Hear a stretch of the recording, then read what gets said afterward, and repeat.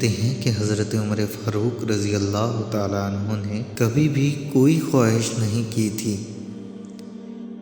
ایک دن مچھلی کھانے کو آپ کا دل چاہا تو اپنے غلام یرکا سے اظہار فرمایا کہ یرکا، میرا آج مچھلی کھانے کو بہت دل کر رہا ہے، لیکن مسئلہ یہ ہے کہ مچھلی لینے کے لیے 8 میل دور جانا پڑے گا دریا کے پاس، اور 8 میل ہی واپس آنا پڑے گا مچھلی لے کے۔ پھر آپ نے فرمایا کہ رہنے دو، کھاتے ہی نہیں۔ ایک چھوٹی سی خواہش کے لیے اپنے آپ کو اتنی مشقت میں ڈالنا اچھا نہیں کہ لگاتار 8 میل جانا اور 8 میل واپس آنا صرف میری ایک مچھلی کے لیے۔ رہنے دو، چھوڑو یرکا، اگر قریب سے ملتی تو اور بات تھی۔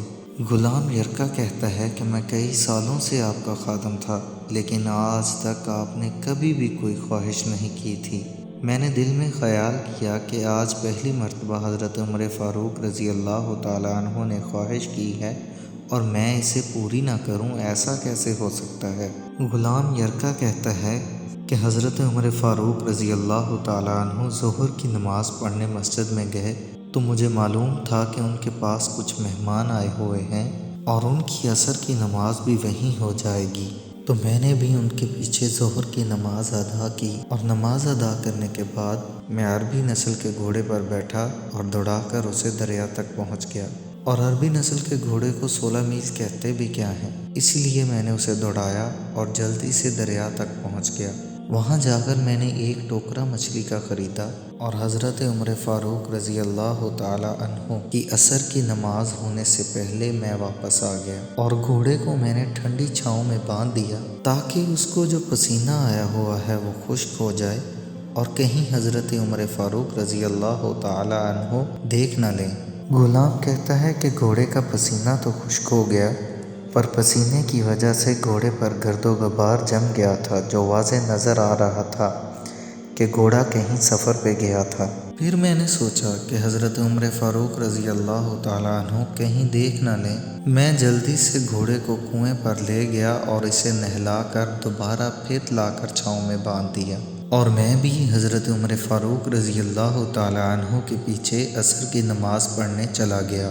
اور جب حضرت عمر فاروق رضی اللہ تعالیٰ عنہ اپنی عصر کی نماز پڑھ کر گھر تشریف لائے تو میں نے کہا، حضور، اللہ نے آپ کی خواہش پوری کر دی ہے اور مچھلی کا بندوبست ہو گیا ہے، بس میں ابھی مچھلی پکا کر آپ کی خدمت میں پیش کرتا ہوں۔ کہتا ہے کہ میں نے یہ لفظ کہے ہی تھے کہ حضرت عمر فاروق رضی اللہ تعالیٰ عنہ اٹھے اور گھوڑے کے پاس چلے گئے اور گھوڑے کی پشت پر ہاتھ پھیرنے لگے، پھر اس کی ٹانگوں پہ ہاتھ پھیرا اور پھر اس کے کانوں کے پاس گئے اور اس کا ایک کان اٹھایا اور فرمانے لگے کہ یرکا، تو نے سارا گھوڑا تو دھو دیا، لیکن کانوں کے پیچھے سے پسینہ صاف کرنا تجھے یاد ہی نہیں رہا، اور یہاں پانی ڈالنا بھی تجھے بھول گیا۔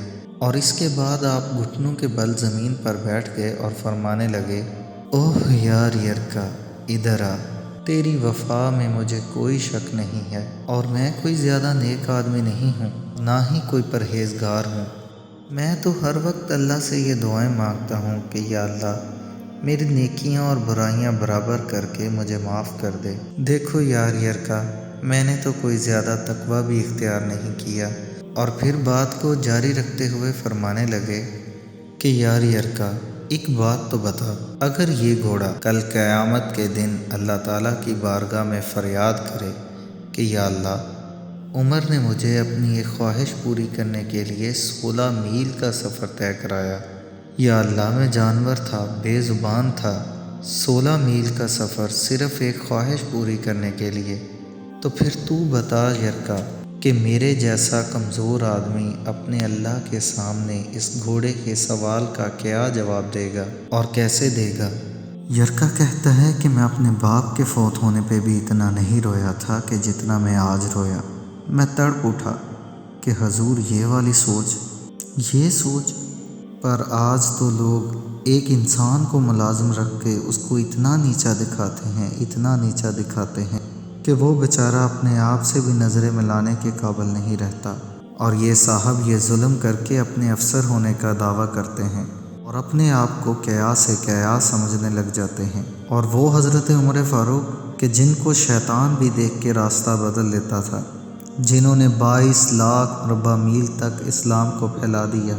وہ ایک جانور کے بارے میں بھی رو رہے ہیں اور اللہ سے معافی مانگ رہے ہیں اور ڈر رہے ہیں اللہ سے کہ کل کو میں اس جانور کے سوال کا کیا جواب دوں گا۔ اسی کا نام تقویٰ اور پرہیزگاری ہے۔ خیر پھر آپ فرمانے لگے، یرکا اب اس طرح کرو کہ یہ ٹوکرا جو تم مچھلی کا لے کر آئے ہو اسے مدینے کے غریب لوگوں میں تقسیم کر دو اور ان سے کہنا کہ تمہاری بخشش کی بھی دعا کریں اور عمر کی بخشش کی بھی دعا کریں۔ ہو سکتا ہے کہ اللہ انہی میں سے کسی کی سن لے اور ہماری خطاؤں کو معاف کر دے۔ سبحان اللہ۔ صرف آپ سن کر ہی آگے نہ بڑھ جائیں بلکہ اوروں کو بھی اس میں شریک کریں۔ آپ کا ایک شعر ہزاروں لوگوں کے لیے نصیحت آمیز ثابت ہو سکتا ہے۔ شاید کہ کسی کے دل میں اتر جائے میری بات۔ Please share to all and subscribe my channel a voice.